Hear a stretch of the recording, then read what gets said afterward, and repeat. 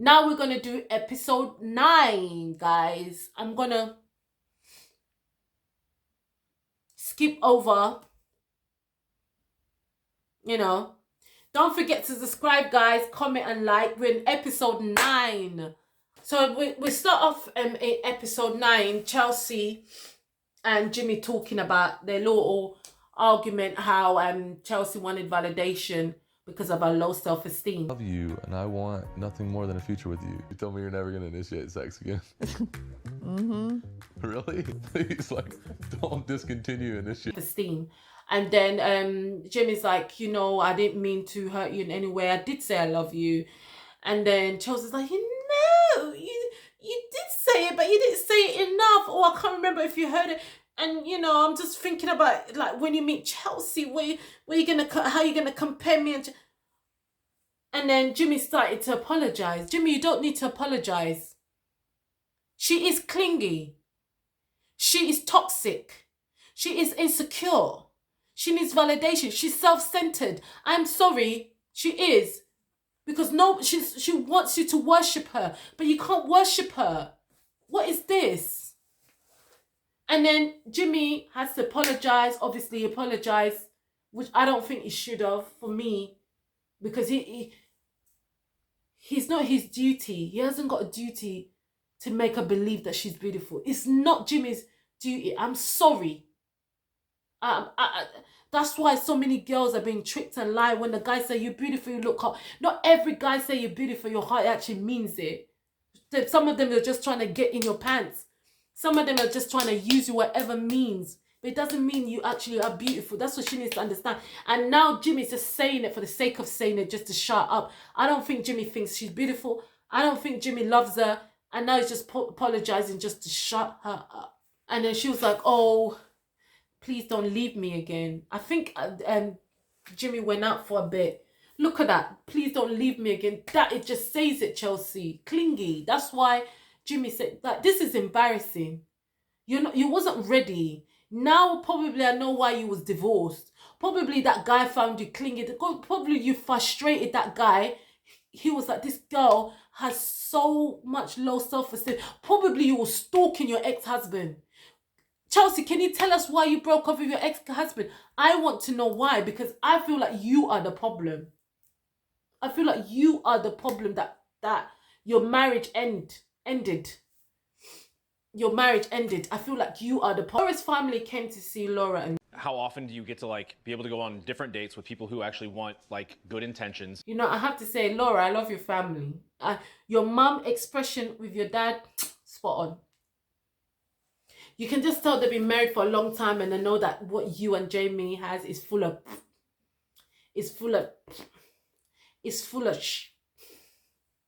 because your mom's expression said it all.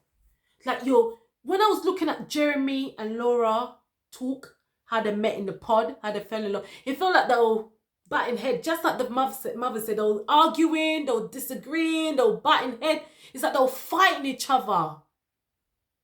Without fighting each other. It's like to a point where Jeremy was disagreeing what Laura was saying, and he didn't want to talk over it, but he would say one word and just back off and be like, you say what you want to say. I'm not even bothered. His body expression just showed us that he's not bothered. You're full of shit. And Laura's like, you know what? I met this damn guy. He was even in love with somebody else. He wasn't even in love with me. To be honest, I don't even know why he went for me. I don't even know why I went for him. That's what Laura wants to say to the mom. I don't know if it's in jest or what. I love the Hawaiian shirt thing. I know. And the mom's like, these people are not in love. Look at the way the energy that's coming out of them is so negative. It's not flowing. There's no balance. There's no chemistry. The parents spotted it. I spotted it. That there wasn't being passive aggressive. No. For me, it came across fake. It just the feelings that had it was just coming across. They was trying to put on a front, but it wasn't working. They was trying to put on a facade for the mum. The mum can just read through them that this is full of And the mum wasn't having it. She was like,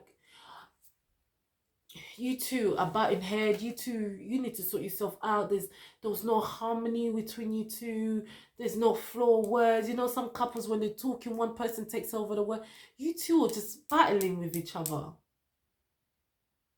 It's like you wanted to disagree. And that's how I see Laura and Jimmy. Because the funny stage in the pod, I didn't even see any seriousness between Jamie and Sarah and Laura. I did not see it. But apparently, she was more serious, Laura, and putting Jeremy in his place. You see what it is? She has to put him in his place. I don't want to be a woman to be in a relationship with a guy. I have to put him in his place. You become like a mother. And that's how I see Laura. Laura is becoming like a mother. He's like a little child. Just like I see with Clay and AD. I like to be challenged. I like to be... Sure thing. I know I cannot believe you, but like, listen, because it's a sense of self-expression. It's just fun. It's just part of a personality. It's a turn-off. When I see something that somebody likes, I love that, and I want to celebrate that. Maybe he does really like them. I need to quit shitting on them. I like Laura, sister. She was saying, what she was saying is actually good, because Laura was complaining again about Jeremy's Hawaii t-shirt. That's why I said it last week's episode. There's a way you can talk to somebody and be like, you know what, your sense of fashion might not be it, and you do it in a nice way that the guy will be like, you know what, I want to try what you're saying, and be like, baby, you know what, you look good in this Hawaiian shirt, you know that. You know what, you're gonna look more great for me. Try this on, you'll look hot. Just something like that. But the way Laura takes it, very negative. That will push Jeremy to wear the Hawaiian shirt again, because it's gonna irritate him. He'll be like, who are you to tell me what to do? It's something that I like doing, and I'm gonna carry on doing it. If you don't like it, go to hell. And that's what's gonna happen between Laura and Jeremy, because Laura does not know how to talk to Jeremy. Jeremy does not know how to talk to Laura. That's what the mum said. They're battling heads. Like, you go, I go. I'm gonna do it. They're going against each other. There's no one who's backing down. It's like a fight nobody's gonna win. And that's why I like Laura's sister, what she said. She said, you know, it's something that he likes. I like it. I like my man to, and I'll appreciate what my man likes. If he likes that Hawaiian shirt, I'll be cool with it because it's something he likes.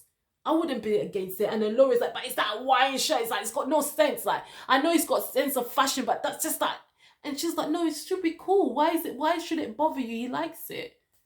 It should be cool, which is right. It should be cool. It shouldn't be bothering you. Other things should be bothering that it should be more important than his Hawaiian shirt. You know what, Laura? You're just using a Hawaiian shirt as an excuse. Everything about Jeremy bothers you. But you just can't say it to your sister and your mum. It's nothing to do with a Hawaiian shirt, because I'm telling you, if Brad Pitt had that Hawaiian shirt, you wasn't going to complain about Brad Pitt. You will love the Hawaiian shirt on Brad Pitt because it's on Jeremy. That's what the problem is. The problem is, it's not the Hawaiian shirt. The problem is Jeremy. And that's what your sister's trying to say to you. Like, if I know this guy, I love him and he likes that thing, I'll like it and I'll appreciate it. It's actually going to be a nice thing. I'm going to love that. I know he loves that. I'll probably go buy more. Like, Laura, take your sister's advice and just tell her the truth. That you don't like the Hawaiian shirt because you don't love Jeremy. Because trust me, if you love that guy, that Hawaiian shirt will become a Gucci shirt. It will become a Gucci shirt. Clay and AD meet Clay's mom and sister. I swear to God, Clay's 9 to 9. But it's not the schedule, it's just what you do in the time that you have off, really. I'm just asking for stuff to be convenient for me for my business. I just think that sometimes certain things are not that big of a deal. I'm literally just handling business. I'm just getting a little frustrated with, like, I'm gonna make accommodations for stuff, but it's like... Work has never been the problem, ever. So what's the problem? Mom and sister's so sweet, especially Clay's mom. She didn't deserve to be cheated on for 25 years by Clay's dad. I just hope I don't see that, guys. Clay's dad. I just hope I don't see him, because now that I've seen Clay's mom, I feel like she don't deserve that. And she's such a sweetheart. I don't know how it is with man cheating on wonderful women. And when they go out there, they keep changing women because they're not happy. The Clay's dad kept changing women because he was trying to replace Clay's mom, and he couldn't. A man that keeps changing a woman like that, it means he's not happy inside, and he'll never be happy. He's always going to be empty, because no matter how many women you change, you cannot fulfill that love that you destroyed from a real woman that loves you. And that's what has happened to Clay's dad. He's going to be unhappy, and he's probably going to die alone. If he's going to die alone, when the older he gets, he's not going to have any woman around him soon. Probably he's alone right now. I doubt he's changing women. I'm hopefully he's in his 70s. Okay, Clay's mom's very, very sweet. And another red flag. So many red flags is jumping up for Clay. I am so tired of saying red flags. So basically, AD decided, you know what, I need to talk to this guy in front of his mom, because I'm not having it. She was like, you know, I'm a VIP manager in the club now. And, you know, Clay's doing his own thing. I don't know if he's into... that Clay's doing. Sometimes he needs to sleep outside the house, or he needs to sleep outside the house, basically. He needs to sleep somewhere far, which is an hour away. He needs to get somewhere. So he didn't sleep on Saturday because he had somewhere to go on Sunday. And then... obviously, AD didn't like that. AD just started her new job new, and she was like, I understand that the job is important for you, but I felt like you're not making time for me. That when you do have time, I don't think you want to be there. You know, when the time is convenient for you, you rather do something else. You're not doing anything with me. Now, Clay is running away. Now Clay is using his job to run away from AD, just like Kenneth was using the phone as an excuse to run away from Brittany, not be close to Brittany, not to be affectionate towards Brittany. That's what is happening. That's what is happening with Clay. He's using his job as an excuse not to be around AD, and AD can see that this is not going to work. And then the funny thing, again, I'm seeing a tiny bit of gaslighting coming from Clay.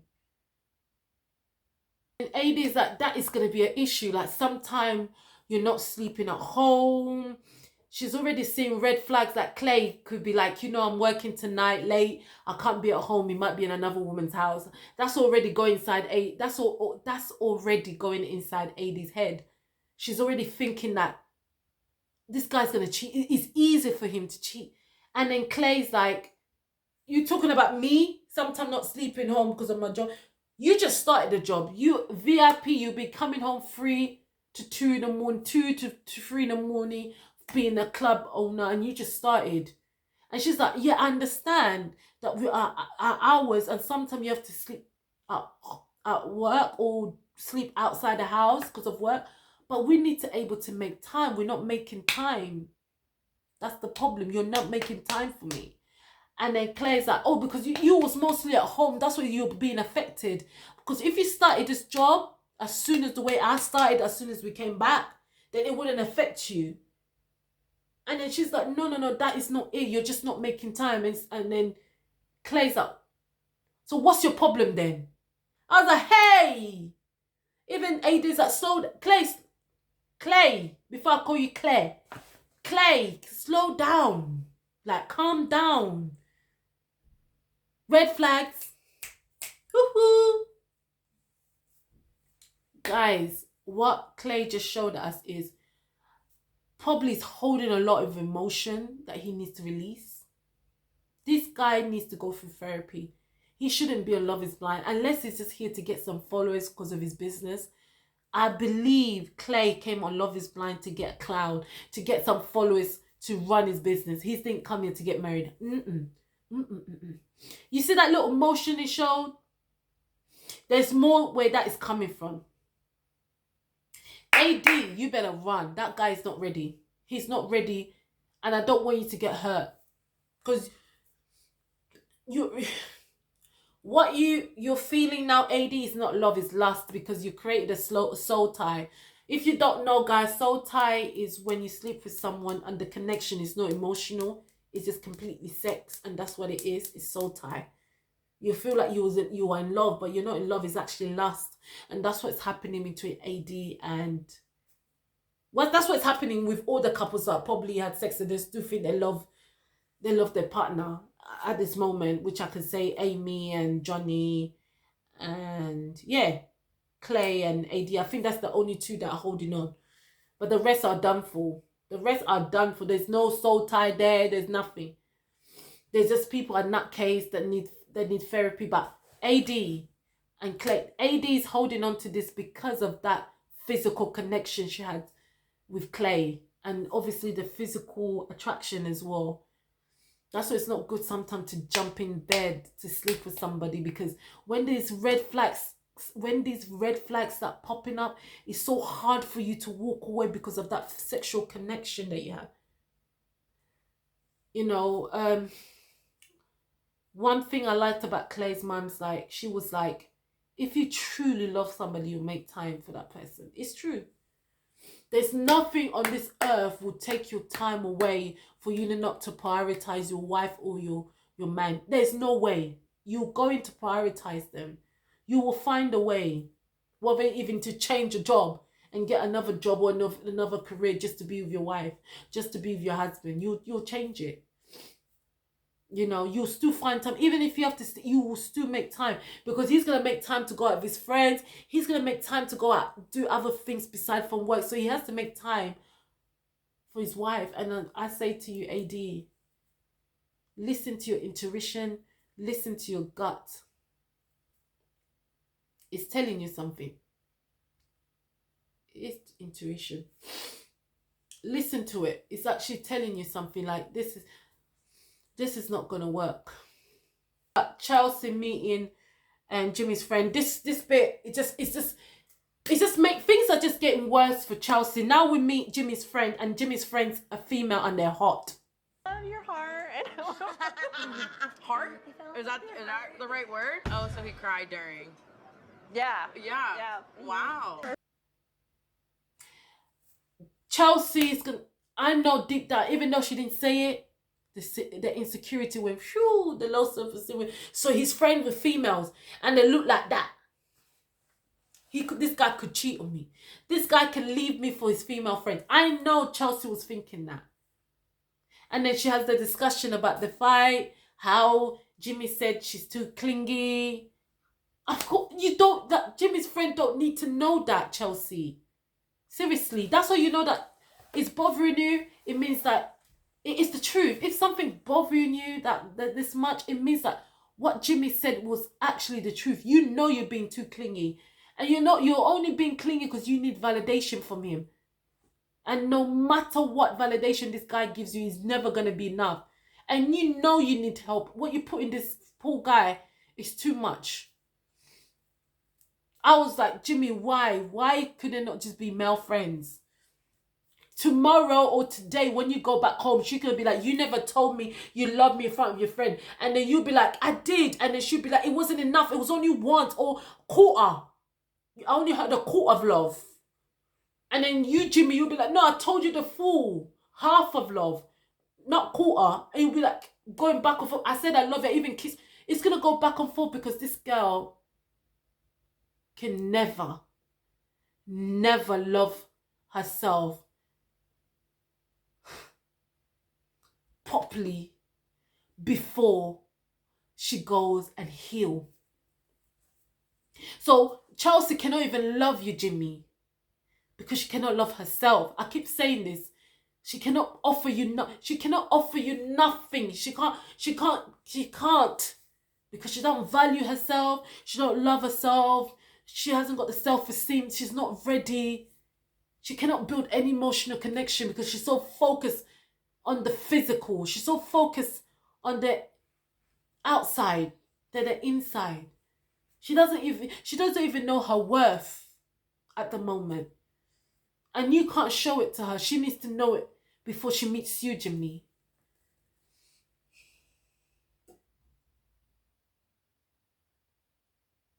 Now, this is interesting.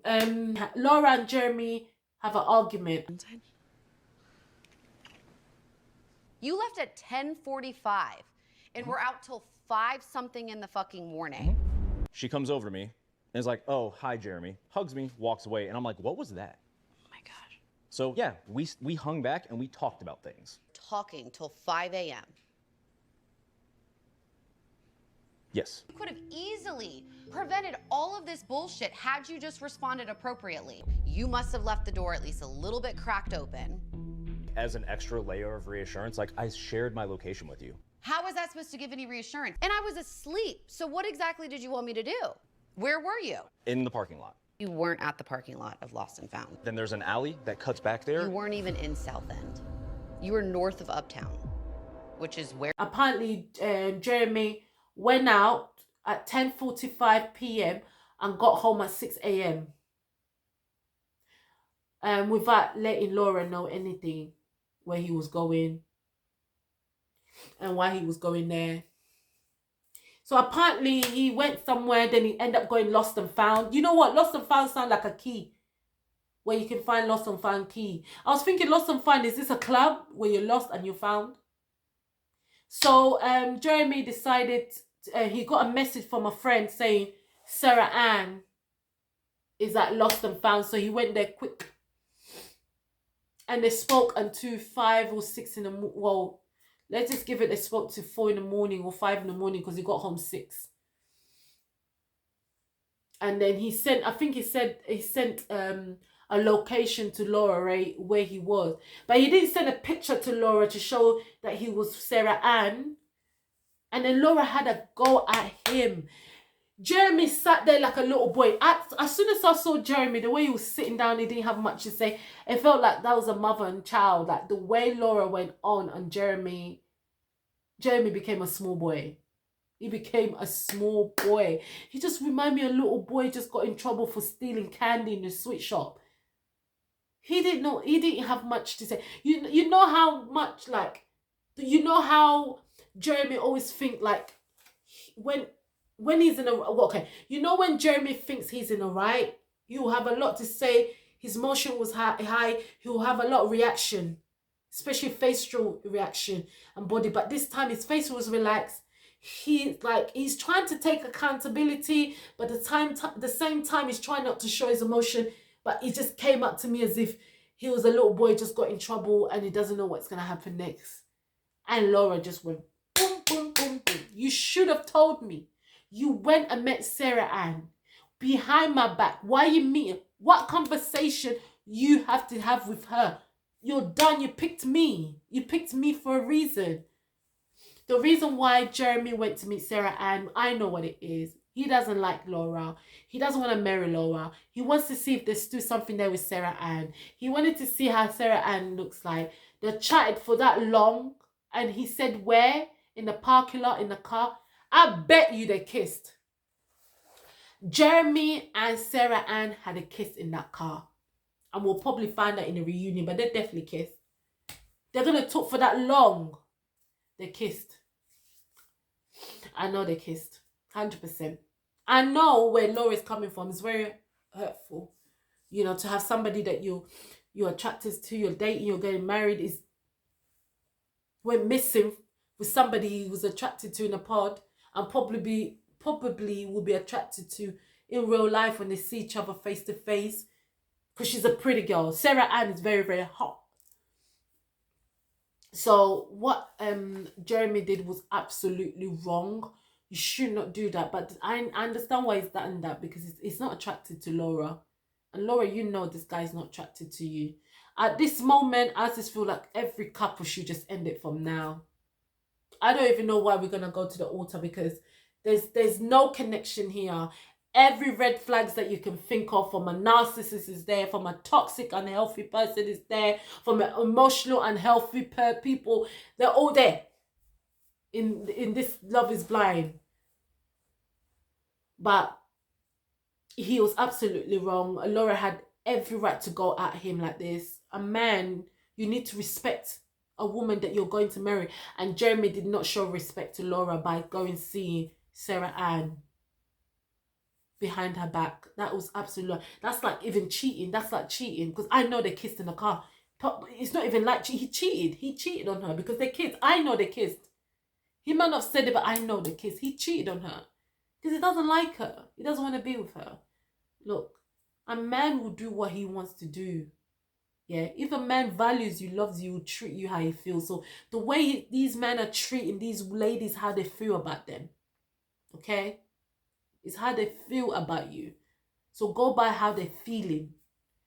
He went and saw Sarah Ann because how he feels about you, Laura. Because if he loved you, you would not go see Sarah Ann. That means he doesn't love you. How he values you, how he sees you, you'll see it through his action, and that's not it. I'm sorry. Okay, guys, that is it. My Love is Blind review from episode 7 to 9. I hope you all enjoy this. Don't forget to subscribe, comment, like, and share. And I'll see you guys in my next video. I'm going to try and do episode 10 and 11. Yeah, 10 and 11 quicker than I'm bringing it out. I'm just so busy with work, being a mother.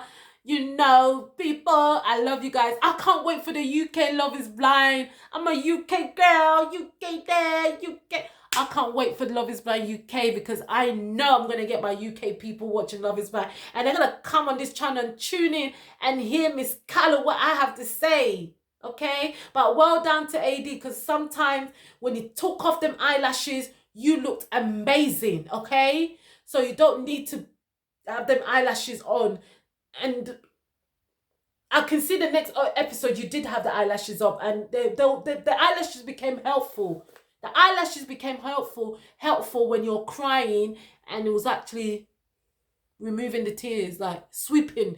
The eyelashes actually sweeping the tears away. So I can see the beneficial of the eyelashes and the next episode. But don't forget to subscribe, comment, and like, and I love you guys, and I'll see you guys in my next video.